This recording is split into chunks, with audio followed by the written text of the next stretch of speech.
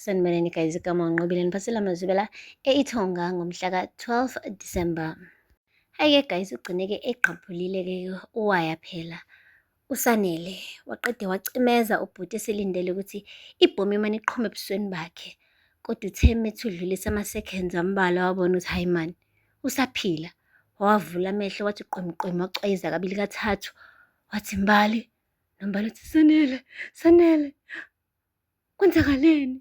Mesiqala, hayibo, icimile ibhomu, hhayi, akabange esapholisa amaseko, umane nje wayikhumula emzimbeni wakhe, uMbali waqeda wayibeka eceleni.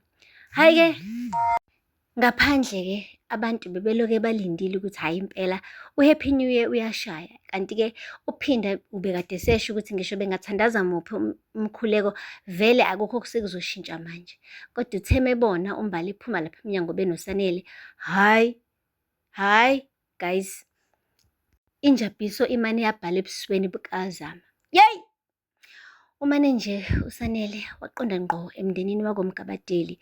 Hhayi-ke uma wakhe uMbali umane wahayiza ejatshuliswa-ke ukuthi indodakazi yakhe-ke ayivaze ife ikunqobile ukufa guys. Eyi! Akupheli-ke lapho, bamane bafonela-ke uMgabadeli obekade ngaphandle kwesango lakoNtanzi phela efuna ukuyiphindiselela. Akakholwanga naye emezwe ukuthi indodakazi yakhe ayiqhumanga. Umane nje waphuthuma wabuyela ekhaya. Bathe befika-ke lapha ekhaya, kodwa nje uSanele bekade engemuhle. Kubonakala ukuthi hhayi ubhuti kukhona lento emdlayo. Kwale ngisho sekufika abaseshi-ke bezobuza ukuthi ngabe kukhona yini akubonile, wamane waqamba amanga wathi angibonanga lutho. Kanti uyazi ubhuti ukuthina, uyazi ukuthi uba wenze yonke lento le. Kuphela akafuni amaphoyisa-ke eloke balandelela, ufuna ukuyibambela yena mathupha. Guys! UMgabadeli-ke uthe ucela wonke umuntu akhuleke. Hhayi wonke umuntu bevala amehlo impela bebonga ukuphila kukaMbali. Kodwa-ke uSanele ubekade wavulile amehlo ewakhiphe wonke ngaphandle guys, ebevele emakhulu nje. Bekuthusa guys, yazi nje uSanele ayi ngampela ushintshile. Akayena lo Sanele lo esimaziyo thisha omkhulu ongenankinga nje oyigqokela formal, oyishuthekela ishethi lakhe phakathi ebhlukweni, oyimisele nje. Ulo Sanele nje ongathiwa isigebengwana. Eyi! Akupheli-ke lapho. Guys, uphinda-ke benoZama bamane nje banyamalala emva kwesigameko lesi sokuthi-ke ayiqhumanga ibhomu. Bengafuni phela ukuthi yabo amehla abantu yabo abone ukuthi sengathi-ke banayo into yokwenza ngale nto le. Bathe befika nje laphaya koNtanzi, eyi bekungemnandi neze. Ubeloku eshilo ukuthi yini ngampela kwenzakaleni uZama. Asho-ke uphinde ukuthi hayi cha, ngiyamthemba kodwa umuntu onginika ibhomu mina ngiyamthemba. Inkinga bingekho kwibhomu. Ngicabanga ukuthi lo mfana kaMagwazi uSanele omane wacisha le bhomu. Wathi kodwa uyisilima nje loya, principal nje ungathini. Wathi uqinisile impela uyisilima. Kodwa ngiyangazi ngampela wenze kanjani. Kodwa ungakhathazeki zamahlobo, ngisazombulala mina uMbali. Ngisazoqeda ngaye, ngikuthembisa yezwa ukuthi ngithini, ngizomnquma-ke loya, ngizokwenza lokho. Hhayi-ke guys, uZama umane nje wamkhuza wathi ayi kanti asikho isidingo sayo yonke lento. Wathi indaba usungibona njengendoda eyisahluleki. Wathi cha, uyazi phela Phinda, mina sekudlule iminyaka eminingi ngifunana nothando, ngifuna nje indoda engithandayo. Kodwa yabona la kuwena, ngiyazi manje ukuthi hayi uyangithanda.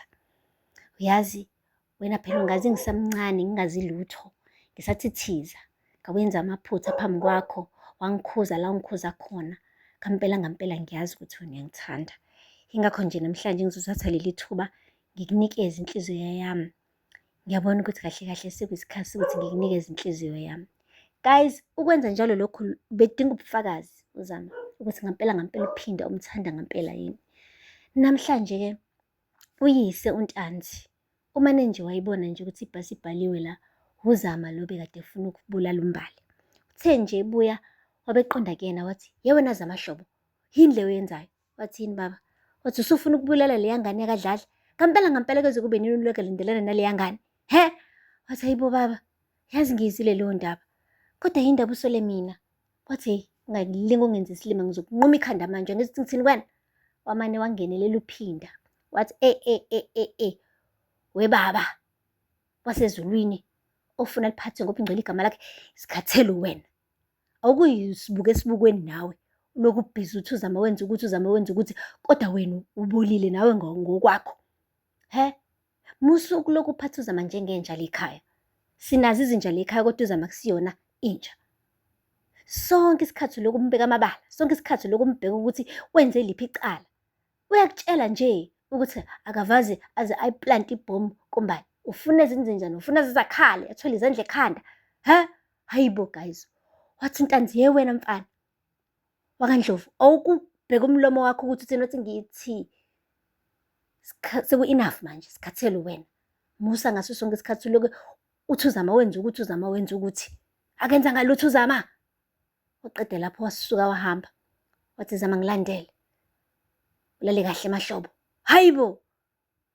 Uphinda sekwazi manje ukuthi abhongele umnumzane wonke emzini wakhe ngenxa nje ukuthi ufuna uku-impressa uzama. Impressile-ke guys ngoba nangu uzama uthe inhliziyo yakho uyayithatha yonke manje uyibeke epletini uyinikeza yena uphinda. Futhi izinto zimane ukwenzeka. Mina-ke guys ngokwami ukubona sengathi uphinda bese bonile nje vele ukuthi hayi cha, engathi-ke umphoxile uzama manje usezama ukuthi nje bandla athi ukumarinate phela angabe secasuka. Hhayi isibindi esingakayazi ukuthi akhulume kabuhlungu kangaka nontanzi wonke bencenge ukufihla ikhanda phansi komuzi wakhe. Ngeke guys, la nje besesefuna nje ukuthi azame phela ukuxolisa ukuthi akaqhumanga phela umbali waba iminzi njengoba kade ethe uzokwenzeka. Guys, akupheli-ke lapho. Bathe besawulavidavi-ke uphinda beno-Zama bebhizi beqabulana, yabo nje bebungaza uthando lwabo olusha. Kwabe kungena i-phone call efonini kaZama. Themethi uyayi-ansa ifoni, hayibo Sanele. Wathi ya, funani? Yenza kusheshe. Wathi hhayi ngizokutshela nje ukuthi ngiyazi ukuthi bekuwena. Wathi yini? Ungazongibhedela wena? Yini le ekhulumayo? Wathi ngifuna wazi ukuthi mekwaphinda wazama lento kade uyenza kumbali, ngizokubulala. Ngizokubulala futhi ngizobulala nomndeni wakho wonke. Hayibo! Waminca uZama. Uphinda wabuza ukuthi ufunani loyo doti. Wathi hhayi akukho lutho, uyangibhedela nje lo. Wangasho ukuthi hayibo, sebebanjiwe ukuthi bona baplante ibhomu emzimbeni kaMbali. Guys, sengathi-ke isazoqala impi, akapheli.